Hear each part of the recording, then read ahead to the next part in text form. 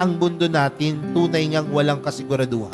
Pero sa kabila ng napakadaming walang kasiguraduhan sa mundo, merong isang tunay na sigurado. At ano ang tunay na sigurado? Hindi mawawala ang pag-ibig sa iyo ng Diyos. Hindi mawawala ang pag-asang ipinagkakaloob sa iyo ng Diyos. Marami man tayong takot, marami man tayong pangamba, marami man tayong ginagawa sa pangkasulukuyan na ito. Tandaan natin na ito ay buhay, ito ay magdadala sa atin sa buhay sa kabila. At sa buhay sa kabila, nandoon at kapiling natin ang Diyos. Nandoon at kapiling natin ang mahal na pong Jesus Nazareno. At kapag nandoon at kapiling natin sa ating buhay ang mahal na pong Jesus Nazareno, wala tayong dapat ikapangamba, wala tayong dapat ikatakot dahil siya ang Diyos ng pag-ibig, Diyos na magbibigay sa atin ng pag-asa. Kaya mga kapatid, kung sa mga oras na ito, nakakaranas ka ng kadiliman, kung sa mga oras na ito, sa tingin mong lugmok ang iyong buhay,